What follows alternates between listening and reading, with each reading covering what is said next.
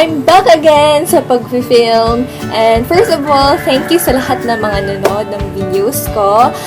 I really appreciate it. And ngayon, before pala ako mag-start, pasensya na if meron kayong maririnig ng mga yung mga masasakyan or mga manok dyan or whatsoever, pasensya na.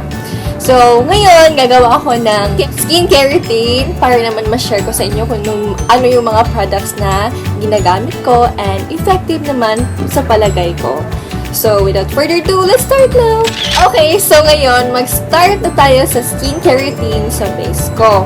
First of all, ang ginagamit ko sa facial wash ko ngayon, I've been using this for a month now, and sa palagay ko naman, effective siya sa akin. This is the I White Korea Facial Wash Whitening Vita. Alam ko, marami na kayong nakikitang dito sa YouTube na gumagamit nito, pero yes, girls, this is so effective. Kasi pag winawash mo yung face mo, talagang mafe-feel mo na ang clean talaga ng face mo. Tapos parang tinatighten niya yung pores. Tapos hindi naman ako nagka-pimples nito.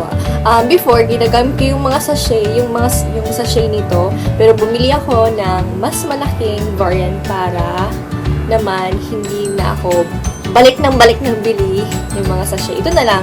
So, try nyo to, girls. This is so effective. So, after natin mag-facial wash, of course, kailangan natin yung toner na talagang inaalis yung mga tira-tirang mga dumi sa face natin. Especially if you're wearing makeup, diba? So, ako, ginagamit ko tong Celotex Dermoscience Plus Hydration Alcohol-Free Toner with Witch Hazel Extract. What I like about this product kasi alcohol-free siya. May nabasa kasi ako na dapat yung toner hindi with alcohol yung gagamitin. Dapat without alcohol kasi nakaka-harm to sa face natin if ever merong alcohol content yung toner. Tapos ito, okay siya. Tingnan nyo, nauubos ko na. I'm almost done with this. Mauubos ko itong product na to kasi okay siya sa face ko and then mabango naman siya. Actually, I've been using this a lot talaga. So, after natin mag-toner, of course, kailangan natin ng moisturizer. I am using this I White Korea Aqua Moisturizer Whitening Vita kasi hindi siya sticky sa feeling unlike yung ibang moisturizer na parang ang sticky niya. Ito hindi kasi water-based siya. Tapos, after mong maglagay nito talagang ang supple ng skin mo, okay yung skin mo. Tapos, okay talaga tong I White na mga products. Meron din siyang mga sachet, ganito. Ayan. Kung gusto niyo i-try na product, dapat i-try nyo talaga to kasi okay talaga siya sa skin. And I know, madami na kayo nakikita na ganito sa YouTube. Yeah, obvious naman na ginagamit ko talaga to kasi I'm almost done with this product. So, after kong mag-toner, mag-moisturize, and mag-facial wash, gumagamit din ako ng Quick FX para naman sa eyes ko, eye lift cream, kasi sometimes nagpupuyat ako, and sometimes naman hindi.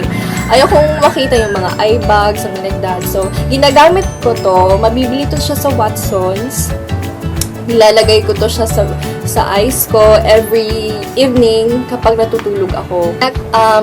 Ginagamit ko to siya kasi it's affordable and then okay naman siya sa feeling. So, yan yung mga ginagamit ko sa face ko everyday talaga. Hindi yan nawawala kapag ako'y naliligo or nagwa-wash lang.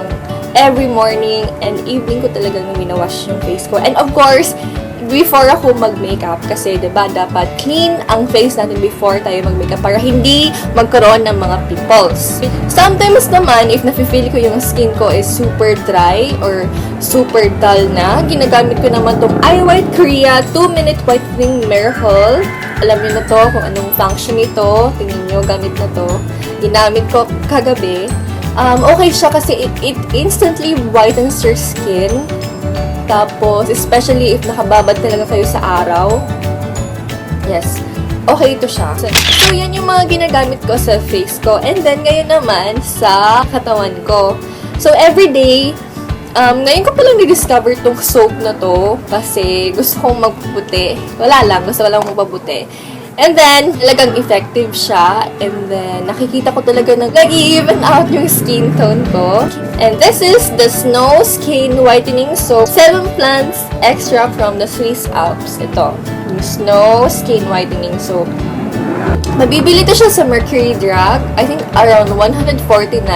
Yes, it's a bit pricey, especially yung sa mga girls na on the budget. But I think you should invest in your skin kasi important na talaga na mag-invest tayo sa skin natin. So, this is really amazing and ilang weeks ko pa to nagagamit. Tapos, nafe-feel ko talaga na every time na I'm out sa house namin, tapos tinatamaan yung face ko sa sun, talaga nag-brighten up yung skin ko.